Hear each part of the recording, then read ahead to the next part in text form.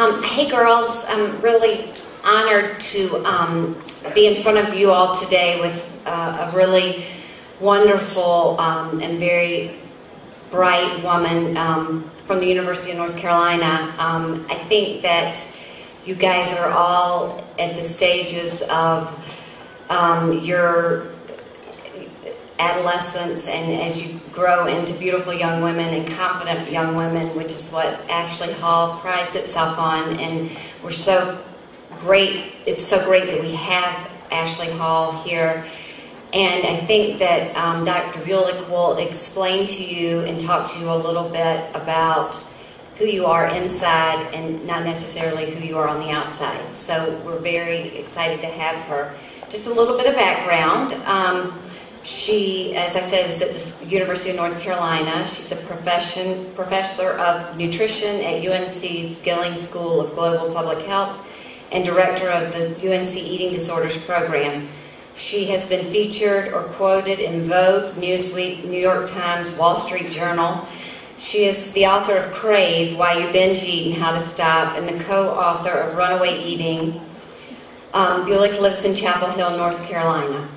And I've gotten to know Cindy through, or Dr. Bulik, through the Academy of the International Academy of Eating Disorders, and she was very instrumental in helping us launch a book last year at the international conference. So she just has a lot to say to you, and I hope you'll listen and really take heart in what she has to say.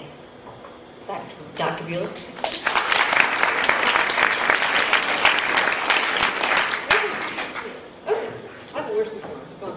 Hi. Thanks for having me. You'll notice I wore my uniform, so I came in purposely. Yep.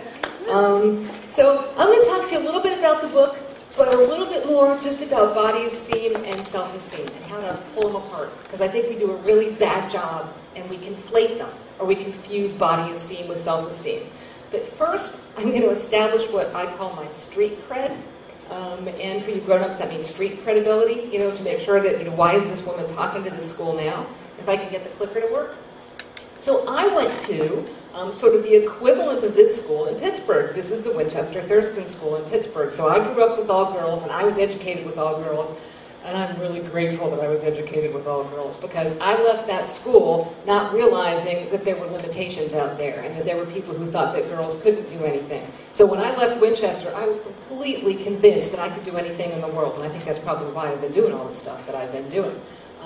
But something happened when I was living in New Zealand. Oh God, I had to do this. This is me in the 6th grade, my cute little black watch plaid uniform. And I don't know what you guys were like, but we used to get all sorts of demerits if we were out of uniform, and they were really strict. So the only thing we could do was like embellish our hair. So I had these goofy little rope hair things that I put on. I just loved them. But God, you look back now and you're like, oh, what was I thinking? So there you go, that's my street credibility. In 1991, I was living in New Zealand, and I got word from some friends of mine that Winchester had admitted boys. And my response was, ooh, boys are smelly. I was not happy about that at all. In fact, when I saw the next thing come in, their magazine that they send out to all the alums, I stopped giving them money. Because on the front page of the magazine, they had 4 boys who had won a math competition, and it said, Smart WT. I was grumpy. But eventually they came around, they stopped putting stupid stuff like this on the cover, they kept encouraging girls in science and math, and I'm giving them money again. So, on another note, why did I write this book? So 2 things happened to me. I had these weird experiences about 2 weeks apart. I'm an ice skater. And I skate in this rink that has a swimming pool attached to it, which is kind of strange to have those 2 things together. But we have a shared locker room. And I was coming out and I was changing, out of my skating clothes. And these little girls came in, and they were probably about 6 years old. And they had their swimsuits on, and they were dripping wet, and they sort of looked like wet dogs. And I thought it was kind of cute, because little girls that age are really cute. But they were all sticking out their tummies. And sometimes little girls, you know how they do that? They just stick their tummies out. And I thought they were being cute, but then I listened to them, and they were all talking about how fat they were. and how they needed to go on diets and how much they didn't like their bodies. And, I had spent a lot of time with teenagers and, young adults and heard that a lot. But the 6-year-olds, that was kind of an eye-opener to me. And then 2 weeks later, I went down to Florida. My parents live in a big retirement village in Florida. And I was in a locker room in this retirement village. And there were a bunch of little old ladies there. And the little old ladies were probably between about 65 and 80. And I was like, surely they're over this body stuff by now. They're not going to have these same hang-ups that these 6-year-old girls have or everybody in between has. But I was listening to these women, and they were saying the same thing.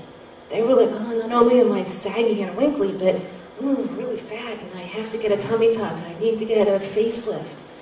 And I just said, when does this stop? This is just whack that, all the way from 6 to 80 and everything in between, women are just so negative about themselves. So I went to work, and I did some sort of crazy stuff, and this is sort of like the crazy professor who eavesdrops too much and is a little bit of a voyeur. I spent a whole bunch of time in women's rooms. We have big mirrors when you go into these public women's rooms, and women go up and they're always primming and they're looking at their face and doing stuff like that.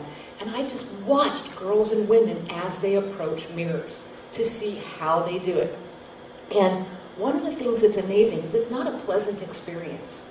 You never see a woman or a girl go up to a mirror looking happy or looking excited about what she's going to find. It's sort of apprehensive and a little bit fearful and a little bit worried about what they're going to see. And then they get up there and they look at the mirror, and it's like they use the mirror as a flaw detection device. They start at the top and they go all the way down, and it's like, ooh, eyebrows are bad. Ooh, nose is too big. Ooh, got a zit. Ooh, don't like the chin. And it's just this constant negative chatter. And dudes, not that I was in the men's rooms, but I thought about it. And I didn't want to get arrested while I was writing the book. But dudes don't do this. Men go up to mirrors and they're like, Seriously. And I have asked guys everywhere I went, do you guys do this? Do you flaw detect? And they were like, no. And some woman I talked to, she was in her 60s, and she said to me, she goes, I look in the mirror and I see an old hag. And then she said, him, she's pointing at her husband, she goes, I swear he still sees the same reflection that he saw when he was in high school. And I think it's right, because they just don't see the same flaws that we do. So let's talk about why and what we can do about that. So these two concepts, body esteem and self-esteem, are the things we're going to pull apart today. Body esteem is how you feel about your body. It's your weight, it's your shape, it's your height, it's your hair, it's your eyes, it's your fingernails, anything that makes up your physical appearance. Self-esteem is more of an umbrella concept. It's how you feel about everything that makes up who you are as a person. It's your personality, it's your relationships, it's your accomplishments, it's your brains, it's anything else. Some people put spirituality in there, and there's some body esteem in there as well, because, body esteem is part of our self-esteem. The problem is, when you define your self-esteem by your body esteem, that's when we start running into a problem. So what we're trying to do today is figure out how you can tear that apart so those can really be separate entities. So this is some of you might have seen this, but it is one of my favorite little videos in the world. So we're going to watch this because this little girl she's little, which is the first thing, and she's got really robust self-esteem. She just does not have a problem with how she feels. Now, I don't know how this clicker is going to work. I'm going to try clicking it, and if that didn't work. Okay, so I'm going to have to run downstairs and manually click it to make it play. And then you will be entertained by Jessica's daily affirmations. Okay, let's see. Ready, and go. Here we go. You can. Look, I can be a circus. Now, my whole house is great. I can do anything good. I like my school. I like anything. I like my dad. I like my cousins. I like my aunts. I like my Allisons. I like my mom. I like my sisters. I like my dad. I like my hair. I like my haircuts. I like my pajamas. I like my stuff. I like my room. I like my whole house. My whole house is great. I can do anything good. Yeah. Yeah. I can do anything good, better than anyone. Better than anyone. All right. Give me some adjectives that describe Jessica. Confident. Cute. Enthusiastic. Happy. Proud. Proud. Yeah, another one. Optimistic. What isn't she? Give me some adjectives that say what she isn't. Sad. Negative. What? Dreary. No dreary. Humble. No. Is she self-conscious? Not in the least. She is not self-conscious. She's not caring at all. In fact, she's right up there in that mirror, and you don't see any of that stuff that I was talking about the older girls and women when they approach the mirror. So look what happens to girls' self-esteem. And frankly, I think this is one of the saddest things on the planet. So these are fake curves, but they actually do reflect data. And what you see is when girls are pre-pubertal, so before the great pubertal divide, girls' self-esteem and boys' self-esteem are right on par with each other. And then, sort of like the zit years happen, and puberty hits, and girls' self-esteem just plummets. It just goes down. And it stays there, this is all on average, of course, it stays there until later life. And then our curve is a little longer because we live a little longer than guys, and it kind of looks like we're happy when they die. That's not really, that's not what I mean. But I think this is really something that we all need to look at, because what can we do? What makes this happen? And so much of this drop really has to do with the fact that body esteem and self-esteem are so intertwined. And what I'm going to show you in the next couple of minutes are the forces out there that start making you feel miserable about your body that then bleeds over to your self-esteem. We're not going to show that one.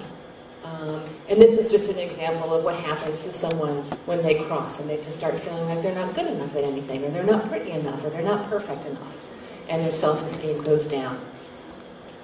So this is sort of the best of all possible worlds, and just an example of what healthy self-esteem is made up of. So as you can see, we've got personality, makes up a good whack of it, accomplishments, some spirituality, relationships, and body esteem is part of it, but it's not the main part of it. And this is when things are, actually I think I have a word cloud. So this is a word cloud from a girl who described herself. It was basically like write a paragraph about yourself and then make a word cloud out of it. Have you guys done word clouds? Do you know how to do that? Oh, it's really fun. So you can just take a bunch of text and you can type it into a bunch of websites that create word clouds, and then it makes this kind of a cloud. And the bigger and bolder the words are, the more often you use them. So as you can see here, she was strong, she was smart, she was competitive, intelligent, and there was all sorts of stuff in there. Yeah, she was kind of messy, she was empathic, youthful. And these are broad-ranging concepts. Definitely, they don't all just focus on her physical appearance. It's across the board, all sorts of things that make up who she is as a person. And then this is when things go wrong. So this is our benchmark, what we're looking for with healthy self-esteem, and this is when things go wrong. So this poor person, body esteem is making up most of their self-esteem pie. And then there are these little slivers for personality, accomplishments, spirituality, and relationships. And even when something goes well in one of those domains, they tend to brush it off. And I think one of the things that we see so often, and more so in women than men, is if somebody says something nasty or insulting or obnoxious about us, it sticks to us like Velcro. And we carry it around with us for years, sometimes for our entire life. But then if someone gives us a compliment, we sort of brush it off. We're like, oh, not really, I could have done better, or, thanks, but gosh, I'll do better next time. And, we really have to change the culture in terms of what a good job we do taking compliments, and how to get rid of that junk that people fling at us that really doesn't have anything to do with who we are at all. So decreasing your Velcro and being able to grab and hold on to and incorporate into your self-esteem some of the positive things that people say about you, or that you say about yourself. So this is the other word cloud. This is the word cloud from someone who has really negative self-esteem, and most of it is body-related. So her internal sense of who she is all about fat, ugly, overweight, zits, pale. You know, every dimension that can possibly be wrong, that's how she sees herself in her head. And the goal is how to take this kind of word cloud and transform it into the other kind of a word cloud. So why is that important, and why does this happen? Okay, now here comes my big why slide. And this will probably offend some people in the audience, but that's my job, it's okay. Corporations in the world try to make you feel terrible about yourself. And I had a little hissy fit in the hotel room yesterday before I gave a talk over at the College of Charleston. And I was reading through just a Charleston magazine. And one of the things that I like to do is look at all the advertisements that try to make me feel bad about myself in one way or another. Like your teeth aren't white enough, your hair's not the right color, you're not skinny enough, you're too pale, you've got too many freckles. You know, whatever the new thing is that they're selling. And then I just rip them out of the magazine. And that's such a cathartic thing to do. I just feel so good when I rip it out of there. But then I look at what's left, and there's like this flimsy little thing that maybe has a story or two. And that really opens your eyes to just how